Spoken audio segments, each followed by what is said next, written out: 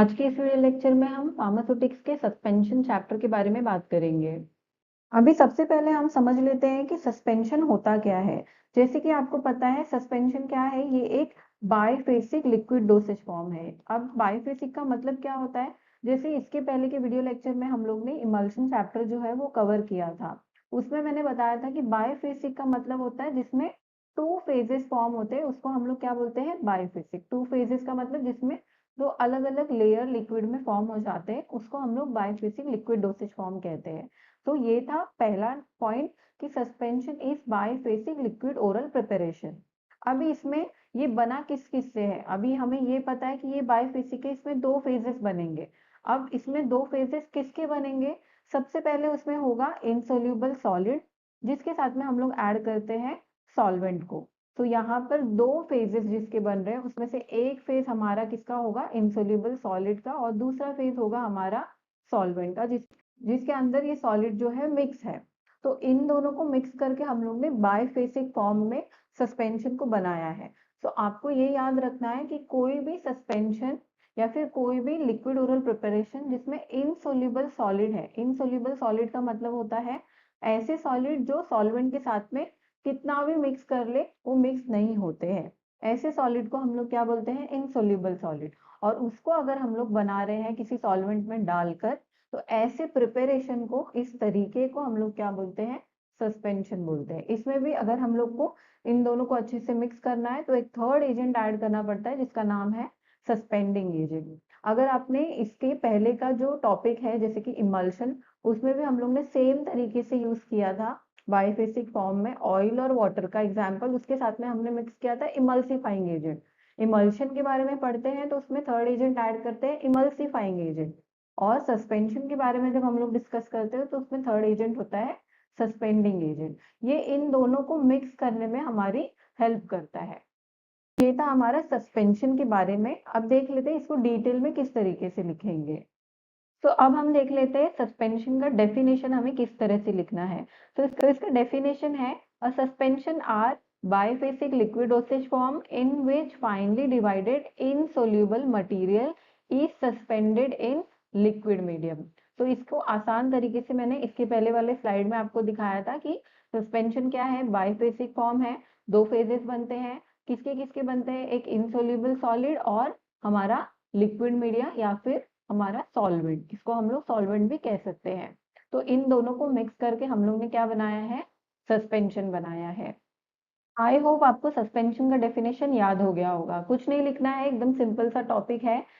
Suspension क्या है, बाइफेसिक liquid dosage form जिसमें कि फाइनली डिवाइडेड इनसोल्यूबल मटेरियल होता है, किसमें मिक्स करते हैं हम लोग, लिक्विड मीडियम में या फिर सॉल्वेंट के अंदर। इस तरीके से हम लोग क्या बनाते हैं, सस्पेंशन बनाते हैं। Next, insoluble solid acts as disperse phase and vehicle acts as continuous phase। तो यहाँ पे क्या बोला गया है, दो फेजेस हमारे बन रहे हैं, उसमें से एक फेज होता है डिस्पर्स फेज और एक फेज होता है कंटिन्यूअस फेज। इसके पहले इमल्शन में हम लोग ने ये पूरे टॉपिक को एकदम डिटेल में कवर किया है। अगर आपने वो वीडियो नहीं देखा होगा तो उसका लिंक मैं आपको डिस्क्रिप्शन में दे दूंगी, आप इमल्शन टॉपिक को भी इजीली स्टडी कर सकते हैं। तो यहाँ पर हम लोग का दो फेज बन रहा है बाइफेसिक होने के कारण। एक फेज को हम लोग कहते हैं डिस्पर्स फेज, दूसरे फेज को हम लोग कहते हैं कंटिन्यूअस फेज। अब इन दोनों में डिफरेंस क्या है, डिस्पर्स फेज हम लोग उसे कहते हैं जो कम क्वांटिटी में होती है, लो क्वांटिटी में होती है, और कंटिन्यूअस फेज ज्यादा क्वांटिटी में होती है, यानी कि हाई अमाउंट में प्रेजेंट होता है। तो यहाँ पर हम लोग ने क्या मिक्स किया है, इनसोल्यूबल सॉलिड को मिक्स किया है। किसके साथ में मिक्स किया है हमने, इसको सॉल्वेंट के साथ में किया है, इसकी वजह से दो फेजेस बन रहे हैं। बट यहाँ पर इनसोल्यूबल सॉलिड की मात्रा क्या होगी, कम होगी, और सॉल्वेंट की ज्यादा होगी, क्योंकि ये लिक्विड डोसेज फॉर्म है। तो इसीलिए इनसोल्यूबल सॉलिड क्या है, यहाँ पर डिस्पर्स फेज है, और सॉल्वेंट क्या है, हमारा कंटिन्यूअस फेज है। इस तरीके से दो फेजेस के नाम हमने यहाँ पे लिखे हुए हैं। अभी आपको ये याद रखना है, यहाँ पे जो इनसोल्यूबल सॉलिड है ये हमारा क्या है, एपीआई है। इसमें एक्टिव फार्मास्यूटिकल इंग्रेडिएंट्स है, इसीलिए हम लोग इसको प्रिपेयर कर रहे हैं, वरना इनसोल्यूबल नेचर की वजह से ये डिफिकल्ट हो जाता है प्रिपरेशन में। तो आई होप आपको सस्पेंशन का डेफिनेशन याद हो गया होगा। 1 मार्क के लिए हमेशा इसका डेफिनेशन जो है वो पूछा जाता है। तो अब हम देखेंगे क्लासिफिकेशन ऑफ सस्पेंशन। तो सबसे पहले, following is the classification of oral suspension based on therapeutic class and nature and behaviour of solid. तो यहाँ पर जो क्लासिफिकेशन है हमारे सस्पेंशन का, ये दो पार्ट्स में है। एक तो हमारा बेस्ड ऑन थेरेपेटिक क्लास, दूसरा है हमारा based on nature and behaviour of solid. तो फर्स्ट क्लासिफिकेशन किसके बेस पे है? उसके थेरेपेटिक यूज के बारे में, यानी कि वो कौन सा एक्शन दे रहा है और किस रीजन से हम लोग उसको यूज कर रहे हैं, कौन से थेरेपी के लिए। तो वो कौन से में आता है? थेरेपेटिक क्लास में। और सेकंड वन जो है nature and behaviour of solid. तो यहाँ पर आपको याद है कि सस्पेंशन क्या है? इनसोल्यूबल सॉलिड से बना है। तो इस इनसोल्यूबल सॉलिड के बिहेवियर को लेके हम लोग ने इसको क्या किया है? सेकेंड पार्ट में क्लासिफाई किया है कि ये जो इनसोल्यूबल सॉलिड है वो उसका नेचर और उसका बिहेवियर, इसके ऊपर हमारा जो सेकेंड क्लासिफिकेशन है वो डिपेंड करता है। सबसे पहले हम बात करेंगे बेस्ड ऑन थेरेपेटिक क्लास के बारे में कि इसमें और कितने क्लासिफिकेशंस है। सबसे पहले है एंटासिड सस्पेंशन, यानी कि जो एसिडिटी को न्यूट्रलाइज करता है उसको हम लोग क्या बोलते हैं? एंटासिड बोलते हैं। फिर सेकंड होता है एंटी बैक्टीरियल सस्पेंशन, जो बैक्टीरिया को किल करे या प्रिवेंट करे उसको हम लोग एंटी बैक्टीरियल कहते हैं। देन एनाल्जेसिक होता है। एनाल्जेसिक यानी कि जो पेन किलर की तरह, यानी कि पेन रिलीविंग में काम करता है, उसको हम लोग एनाल्जेसिक सस्पेंशन कहते हैं। फिर आता है एंथेल्मेटिक सस्पेंशन। ये फाइनल वॉर्म्स को, यानी कि पेट के कीड़े को मारने के लिए हम लोग जो यूज करते हैं, एल्बेंडाजोल वगैरह आप लोग ने सुना होगा, उसको हम लोग एंथेल्मेटिक कहते हैं। तो यहाँ पर आप देख रहे हैं कि एंटासिड, एंटीबैक्टीरियल, एनाल्जेसिक, एंथेल्मेटिक, ये सब क्या है? एक थेरेपी है, यानी कि किसी ट्रीटमेंट में हम लोग चीजों को यूज कर रहे हैं। एंटीबैक्टीरियल हम लोग बैक्टीरियल इन्फेक्शन हो जाता है और उसको प्रिवेंट करने के लिए हम लोग कोई भी सस्पेंशन लेते हैं तो उसको हम लोग एंटी बैक्टीरियल कह देते हैं। तो ये भी किसी ट्रीटमेंट में काम आ रहा है, इसीलिए ये कौन से क्लासिफिकेशन में है? बेस्ड ऑन थेरेपेटिक क्लास में। इसमें और भी आप अपने मन से भी ऐड कर सकते हैं, एंटी फंगल ऐड कर सकते हैं, एंटी पायरेटिक आप यूज कर सकते हैं। तो उसके थेरेपेटिक क्लास के अकॉर्डिंग हम लोग उसको क्लासिफाई कर सकते हैं। और भी ये कुछ एग्जाम्पल्स मैंने यहाँ पे लिखे हुए हैं। अभी नेक्स्ट हम बात करेंगे based on nature and behaviour of solid. So ये सस्पेंशन का सबसे इंपॉर्टेंट क्लासिफिकेशन है कि जो सॉलिड हम लोग डाल रहे हैं, इनसोल्यूबल सॉलिड है, उसके भी अलग अलग नेचर के वाइज उसको हम लोग ने दो कैटेगरी में डिवाइड किया है। सबसे पहले है हमारा फ्लोक्यूलेटेड सस्पेंशन, सेकेंड आता है हमारा डीफ्लोक्यूलेटेड सस्पेंशन। सो इसमें सबसे पहला फ्लोक्यूलेटेड क्या होता है और डीफ्लोक्यूलेटेड क्या होता है, इसका डिफरेंस जो है ये बहुत बार एग्जाम में पूछा गया है। तो इसके बारे में डिटेल में हम लोग आगे के स्लाइड में बात करेंगे। हम बात करेंगे difference between flocculated suspension and deflocculated suspension.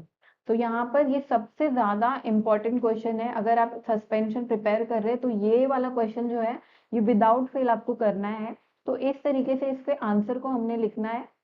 इस तरीके से हम लोग दो पार्ट्स में इसको लिखेंगे, एक साइड फ्लोक्यूलेटेड सस्पेंशन का और एक साइड डीफ्लोक्यूलेटेड सस्पेंशन का। अब ये दोनों होते क्या है, इसको पॉइंट टू पॉइंट हम लोग समझेंगे। सबसे पहले पार्टिकल फॉर्म्स लूज एग्रीगेट। तो यहाँ पर हमारा जो सस्पेंशन है, यानी कि जो फ्लोक्यूलेटेड सस्पेंशन है, इसमें इनसोल्यूबल पार्टिकल है। और इनसोल्यूबल पार्टिकल जो है उसको हम लोग ने एकदम फाइन पार्टिकल में डिवाइड करके पूरे लिक्विड में डिस्ट्रीब्यूट किया हुआ है। तो इसके जो पार्टिकल होते हैं वो क्या होते हैं? इधर उधर फैले हुए होते हैं, यानी कि पूरा जो लिक्विड है हमारा उसके अंदर यहाँ पर यहाँ पर यहाँ पर इस तरीके से वो पूरा जो लिक्विड है उसके अंदर सॉलिड जो है वो लूजली एग्रीगेटेड होता है, मतलब पार्टिकल्स यहाँ वहाँ फैले होते हैं। तो ये किसका नेचर है? हमारे फ्लोक्यूलेटेड सस्पेंशन का। बट अगर हम लोग बात करेंगे डीफ्लोक्यूलेटेड की, तो particle exist in suspension as separate entity. तो यहाँ पर जो पार्टिकल है वो क्या होगा? एक सेपरेट एंटाइटी के इसमें फॉर्म होगा। सेपरेट एंटाइटी का मतलब होता है वो जहां पर है वो उसी एरिया में घूमता रहेगा, यानी कि डिस्पर्स हुआ रहेगा। बट जो फ्लोक्यूलेटेड होता है उसमें जो हमारे पार्टिकल है वो अगर यहाँ है तो कुछ टाइम बाद यहाँ आ जाएंगे, यहाँ है तो कुछ टाइम बाद यहाँ चले जाएंगे। तो ऐसे पूरे लिक्विड में वो क्या होता है? लूजली यहाँ वहाँ घूमते रहता है। तो इसीलिए फर्स्ट डिफरेंस क्या है?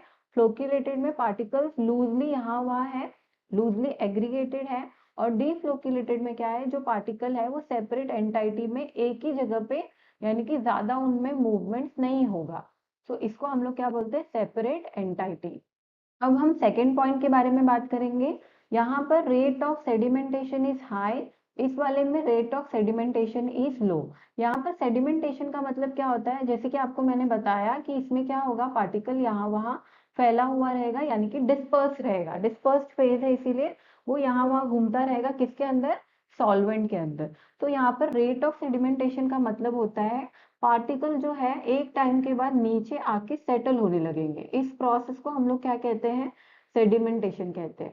तो जो फ्लोक्यूलेटेड सस्पेंशन है वो लूजली एग्रीगेटेड है, यानी कि वो लूजली कहीं भी यहाँ वहाँ डिस्पर्स्ड है, तो वो जल्दी से क्या होंगे, यहाँ पे सेटल होने लगेंगे। यहाँ वहाँ घूम के ग्रेविटी की वजह से वो डायरेक्टली नीचे सेटल होने लगते हैं। तो इसीलिए यहाँ पे हम लोग ने क्या लिखा है, रेट ऑफ सेडिमेंटेशन, यानी कि सेटलिंग ऑफ पार्टिकल जो है वो जल्दी किस में होता है, फ्लोक्यूलेटेड में होता है। बट क्वाइट ऑपोजिट डीफ्लोक्यूलेटेड में क्या होगा, जो सेडिमेंटेशन है वो बहुत लो होता है, यानी कि उसका जो पार्टिकल है उनमें मूवमेंट कम होने के कारण वो क्या होंगे, अगर इस जगह पे है तो उसको इस जगह तक पहुंचने के लिए टाइम लगेगा, क्योंकि उनका मूवमेंट जो है वो कम है। तो इसीलिए इसमें क्या पॉइंट बन जाता है, rate of sedimentation is low, और इसमें क्या है, हाई होता है। फर्स्ट पॉइंट के थ्रू आपको याद रखना है, फ्लोक्यूलेटेड क्या है, लूजली एग्रीगेटेड है, इसीलिए इसमें मूवमेंट बहुत ज्यादा है। और ये क्या है, सेपरेट एंटाइटी है, मूवमेंट कम है। इसी की वजह से, मूवमेंट ज्यादा होने की वजह से सेडिमेंटेशन इसमें जल्दी फॉर्म होगा, मूवमेंट कम होने की वजह से सेडिमेंट स्लो फॉर्म होगा। सेडिमेंट का मतलब आपको याद रखना है, इस तरीके से जब पार्टिकल नीचे सेटल होने लगते हैं कंटेनर के एंड में, उसको हम लोग क्या बोलते हैं, सेडिमेंटेशन कहते हैं।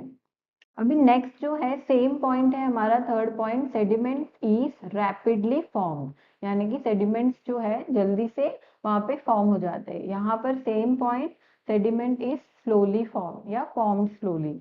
नेक्स्ट पॉइंट हम लोग देख लेते हैं। आई होप आपको थर्ड पॉइंट समझ में आ गया होगा। फोर्थ पॉइंट जो है, the floccule stick to the side of the container. इसमें क्या होता है, जैसे कि ये हमारा कंटेनर है, इसके अंदर हमारा सस्पेंशन जो है वो भरा हुआ है। सस्पेंशन के अंदर इनसोल्यूबल सॉलिड होने के कारण ये घूमते हुए, फ्लोक्यूलेटेड की बात करें तो घूमते हुए हर जगह वो फैला हुआ है, इसीलिए बाहर की तरफ से जब हम लोग कंटेनर के बाहर से देखते हैं तो हम लोग को वो कंटेनर के साइड में चिपका हुआ दिखता है। इसीलिए हम लोग ने क्या लिखा है, द फ्लोक्यूल्स। फ्लोक्यूल्स का मतलब यहाँ पे क्या है, हमारा पार्टिकल। इसी को हम लोग ने सेडिमेंट्स भी कहा है, इसी को हम लोग ने फ्लोक्यूल्स भी कहा है। तो ये क्या होता है, फ्लोक्यूलेटेड में पार्टिकल्स जो है पूरे कंटेनर के आजू बाजू चिपके हुए रहते हैं अंदर के साइड से। बट यहाँ पर इनके मूवमेंट कम होने के कारण डीफ्लोक्यूलेटेड में they do not stick to the side of the container. वो इतना मूवमेंट वाला पार्टिकल नहीं है, इसीलिए वो जल्दी यहाँ वहाँ स्टिक नहीं होता है। नेक्स्ट हम लोग देखेंगे, on shaking the sediment is easily redisperse. Flocculated में जब सेडिमेंटेशन हो चुका है, पूरा पार्टिकल नीचे सेटल हो जाता है, उसके बाद अगर हम लोग को कंज्यूम करना है और उस कंटेनर को क्लोज करके हम लोग ने उसको जोर से शेक किया, तो फिर से जैसा हमारा पार्टिकल पहले था वो उस तरीके से डिस्ट्रीब्यूट हो जाता है। इसी को हम लोग ने क्या बोला है, on shaking the sediment is easily redisperse. Redisperse यानी कि एक बार शेक करने पर वो फिर से पुराने टाइप में, हमारा जो सस्पेंशन जैसा पहले था वैसे हो जाता है। बट जो हमारा डीफ्लोक्यूलेटेड पार्टिकल है वो शेक करने के बाद भी अगर वो सेटल हो गया एक बार, तो शेक करने के बाद भी वो रीडिस्पर्स नहीं होता है। आपको यही याद रखना है, जो फ्लोक्यूलेटेड है वो क्या है, अगर सेटल हो भी गया तो फिर से अगर रीडिस्पर्स करना है हम लोग को, तो शेक कर दिया वो फिर से अपने पुराने जोन में चला जाता है। बट जो डीफ्लोक्यूलेटेड है, अगर उसमें मूवमेंट काफी कम है ये हमें पता है, बट अगर उसका मूवमेंट हुआ और वो धीरे धीरे, it will take time, but अगर वो एक टाइम पे नीचे जाके सेटल हो गया तो उसको हम लोग कितना भी शेक कर ले वो फिर से रिडिस्पर्स नहीं होने वाला है, वो यहीं का यहीं रह जाएगा। बट ये क्या हो जाएगा, शेक करने पे फिर से इवनली डिस्ट्रीब्यूट हो जाएगा। तो ये मेजर डिफरेंस है इन दोनों का। देन लास्ट पॉइंट है हमारा, suspension has a pleasing appearance and इसमें क्या है, the suspension does not have a pleasing appearance. अभी इसमें हम लोग शेक करने पे फिर से वो रीडिस्पर्स हो जा रहा है, इसीलिए क्या है, ये प्लीजिंग अपीयरेंस का है। और इसमें हम लोग कितना भी उसको शेक करें वो नीचे का नीचे ही सेटल रहेगा, इसीलिए हमारा सस्पेंशन जो है वो एकदम खराब दिखता है बाहर से। सो आई होप आपको समझ में आया होगा फ्लोक्यूलेटेड एंड डीफ्लोक्यूलेटेड सस्पेंशन के बारे में। Thank you for watching. और भी डिटेल्स के लिए आप हमारे वेबसाइट पे भी हमें विजिट कर सकते हैं, और हमारा एप्लीकेशन जो कि BQ फार्मेसी एकेडमी नाम से आपको प्ले स्टोर पे मिल जाएगा, उस पे भी आप फुल वीडियो नोट्स जो है वो डाउनलोड कर सकते हैं। Thank you for watching. अगर आपको ये वीडियो अच्छा लगा है तो do like share and subscribe to my channel.